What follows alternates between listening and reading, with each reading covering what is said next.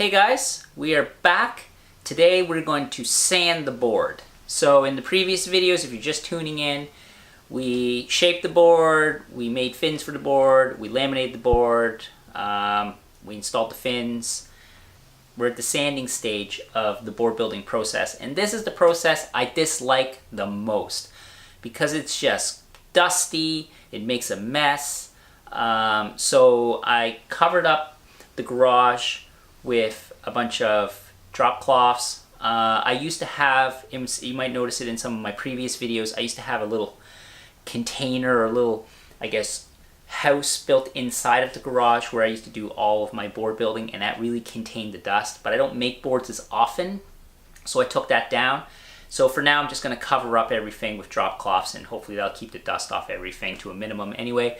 I'm going to run a vacuum when I sand, so hopefully that'll minimize the dust. Let's talk about the equipment you need for sanding the surfboard. So it's entirely possible to sand a surfboard just by hand using a block sander. It's going to take you an incredible amount of time. You're going to need a lot of elbow grease, and you'll probably have a really big bicep and tricep and forearm by the time you're done. But it's totally possible. I've done parts of a board that way. I wouldn't want to do the whole board that way. But if you don't have access to power tools, or you don't want to for whatever reason, you can totally hand sand it if that's your prerogative. So the type of sanders that you can use. For a beginner, I recommend, and if you don't want to have a huge investment in the board building, I recommend just a palm sander. So just your good old-fashioned square palm sander that uses square sheets of paper. Paper's dirt cheap. Don't skimp on the quality of the paper. Get a good brand name of sandpaper. Don't get like your dollar store crap. Buy good quality sandpaper. Grit-wise, you're going to need stuff anywhere from maybe 60, 80, all the way up to 1,000, 1,500 grit for when we get to the polishing of the surfboard. But for the actual just getting it usable, I would say I would take it up to maybe a 320, maybe 360, 400 probably would make a great satin sanded finish. But in terms of stock removal, we're going to stick with around the 80 to 100 if you're just starting out. You don't want anything too aggressive. Anything more aggressive than that, you're going to leave big gouges. So I would probably even test it out on some epoxy before you laminate something, and try sanding it just to get a feel for it before you go and hit your board. Okay, so palm sander. Great tool, saves you a lot of time than hand sanding, but it's not going to be as fast. This is still going to take you quite a bit of time. Next, up from that is a random orbital sander. So this is random orbital, so it'll spin and it also oscillates. This will remove material much faster than just a regular palm sander. So this is a great tool. I'm going to switch between these two for this sand job, only because this is already fairly well, it's very level. So I'm not going to hit it with more aggressive sanders, but I want to talk about the aggressive type sanders, the professional type sanders in a second. So this guy here, these are cheap too. You can get these for probably around the same price depending on the make and the model. But I really like both of these types of sanders. And if you got woodworking to do, you probably already have sanders like this. You'll need like sanding blocks. So this is just a cheapy sanding block, different sizes. Get ones that contour. Sanding sponges also work pretty good. But I generally go for more of a flat, hard edge, except for around the rails that I'll sand with hand or maybe with a foam pad of some sort. So sanding pads. Just try and see what works for you. I kind of like this guy, but it just depends. Dust mask for sure. I'm going to operate a vacuum while I'm sanding as well, just to see if I can collect a lot of the dust. It'll take me a little longer, but hopefully I'll keep the dust down. I'm not in a production environment, so to me it doesn't really matter. I have time on my hands, on my side I should say. So now we're going to talk about this guy here. So this guy here, I bought quite some time ago. This one is a Milwaukee. This is an automotive sander polisher. You can buy cheap versions of these for like $50, probably at like Harbor Freight if you're in the States, or in Canada, Princess Auto, or not Princess Auto, Canadian Tire.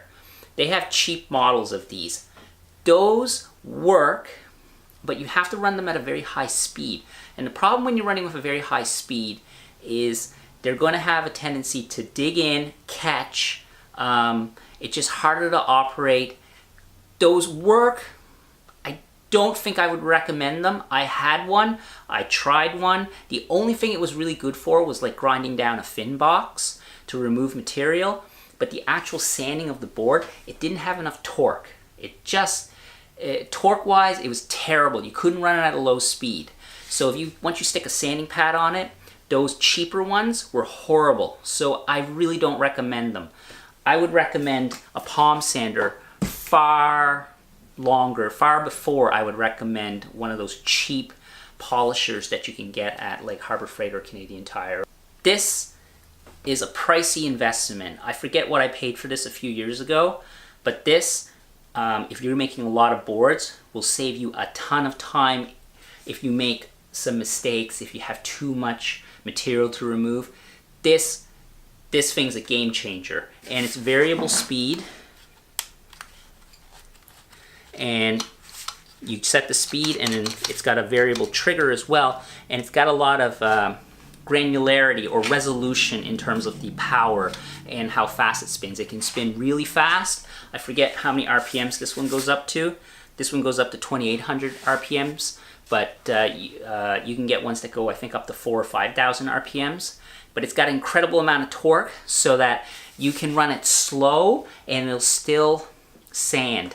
So you can run it. So what I can do is I'll just show you real quick. You'll need sanding pads like these as well that go on it, and they have a 5/8 spindle. You buy these guys online, and these do a great job depending on how hard they are. So they're rated in hardness. They're rated in like soft, medium, and hard. I like the medium, but you kind of need all three depending on what you're doing, and you get them in different sizes. So this is, I forget what size, this might be like a 6 or 7 inch. And then you can get this one, which is, sorry, this is more like an 8 or, yeah, that's like 8 inch. And then you can get a 6 inch one like this, also flexible, which is great for doing repairs if you have a ding or something. And it's great for working around the fins. So if you got to get in around the fins and stuff, this one works really well. And they're soft. They're flexible. So the way you attach a pad to these is you add some sticky material.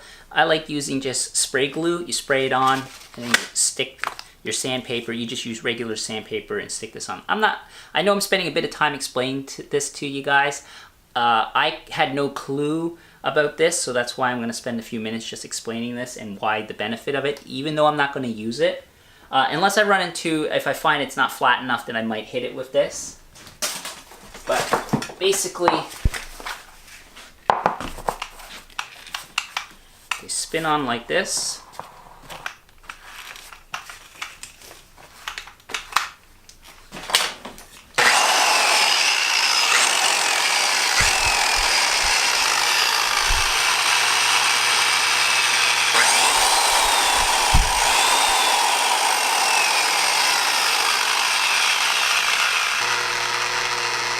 But I can run it really slow like that, and it has a lot of torque, and it'll be able to really grind through the board. Really, really awesome tool, but overkill in some cases if this is your first board. But I just wanted to touch on this guy real quick. I don't think I'm going to use it on this board because I don't think I really need to. It's already, I did a great job on the Hotcoat. It's fairly level, but if you're doing any amount of board building, you have a lot of boards, if you have a long board that requires a lot of sanding, this will save you a ton of time. Alright, I'm just going to get geared up and then start sanding.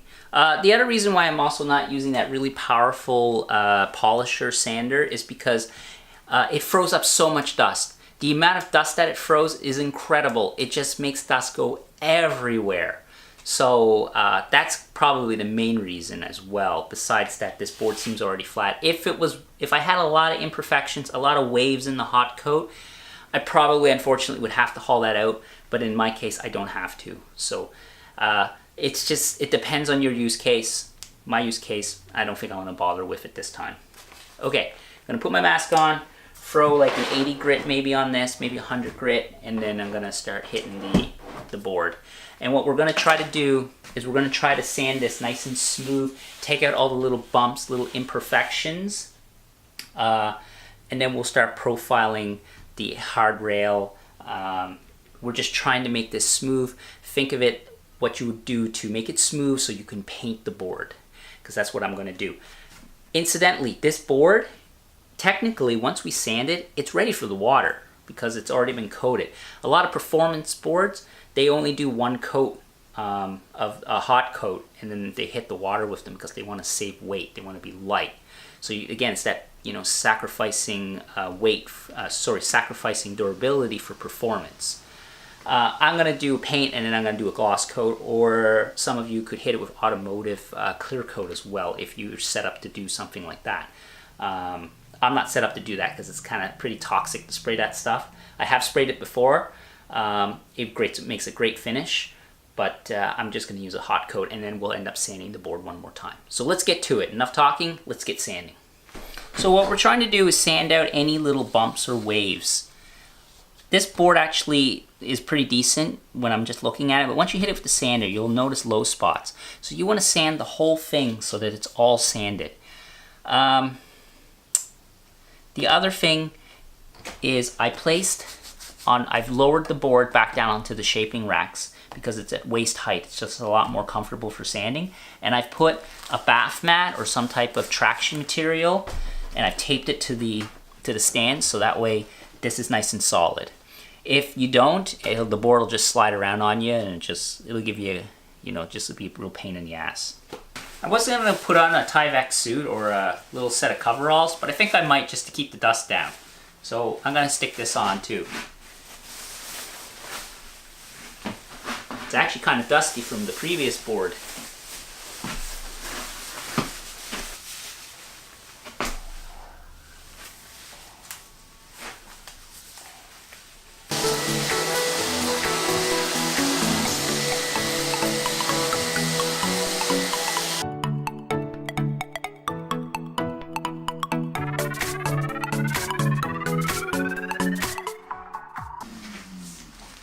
Alright, I wanted to do a quick check-in.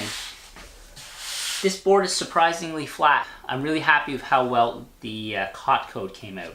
So I'm going to sand this with an 80 grit. If the paper starts clogging, change your paper. Paper's cheap. Let's just get a zoom in on this a little bit maybe. You can see here it's fairly dull, and that was going flat on. There's a couple little shiny spots just right here I need to hit. What we're trying to do is just completely flatten this. So we're going to keep sanding it so it meets this glossy spot.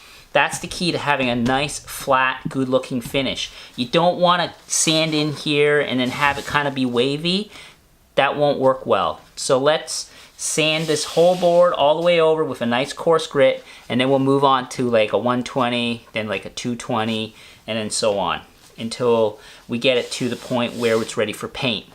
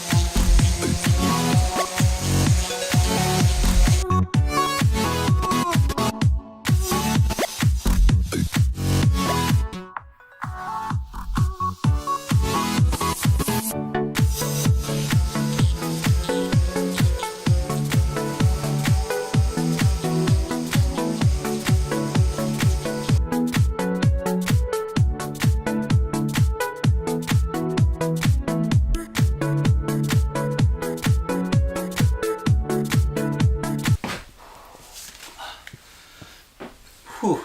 Okay, like I said, Sanding's my least favorite part of board building, but it's crucial if we want to get a good result, a professional looking job.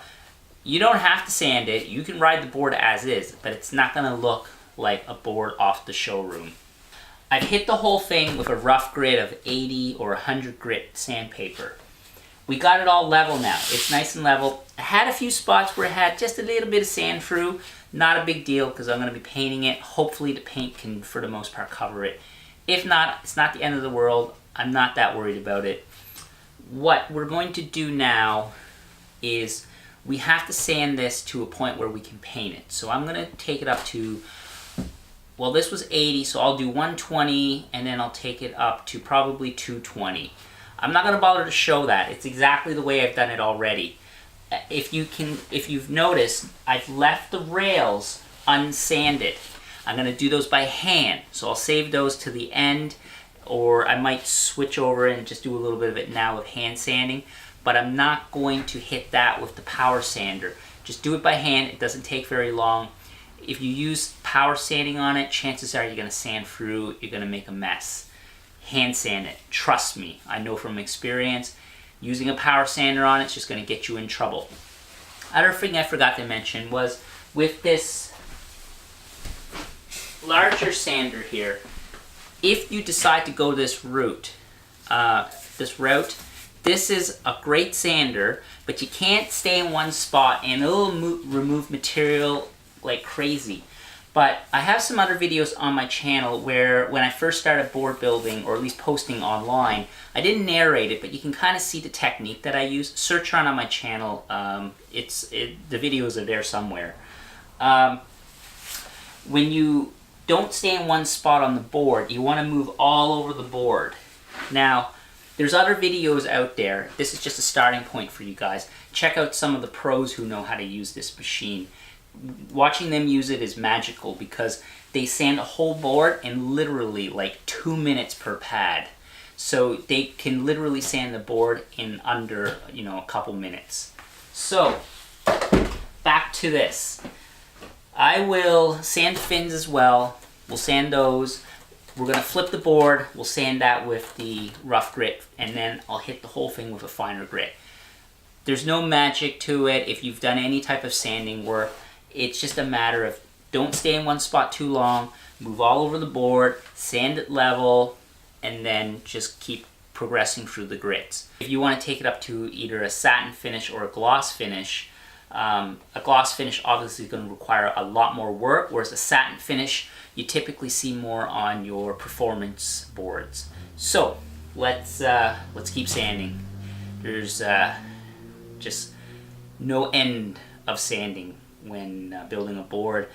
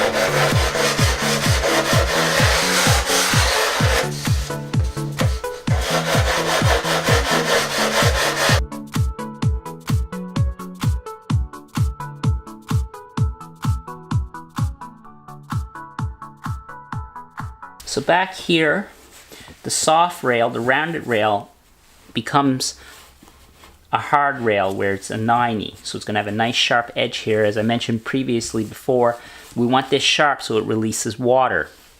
Round rail, the water sticks to it. A hard rail back here where you're doing the turning and you're pivoting, you want this to be a hard rail so water releases. So we've already flattened this earlier when we were sanding. So we flattened the bottom. Now all that nice epoxy that was built up with that tape dam, we're going to now sand with the block 90 just to clean this up and make it nice and sharp. And then here we're just going to be a little careful and we're just going to blend in from that round rail to the nice hard rail, to the nice square 90 degrees.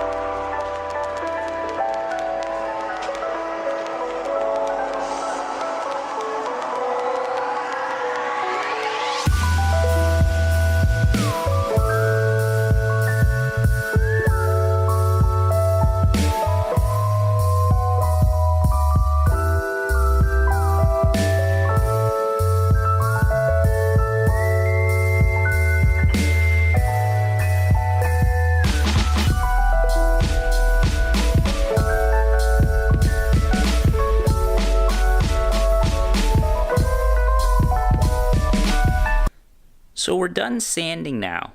I sanded the fins as well, so they're nice and smooth. Those will get an additional coat when we do the gloss coat. Here is the rail at the back. So that's got a nice square edge. And then it transitions up here, right here, from a square to a nice round rail. So that transition's almost seamless. I had a few spots where I kind of sanded through just because of the thickness of the Hotcoat, and also there was a little irregularity. It was just a little sharper edge. Spots that are a little higher, when you sand, especially when you power sand, will have a tendency to sand through. Not a big deal. If you only have a few small spots, just hit it with some epoxy and then blend it back in.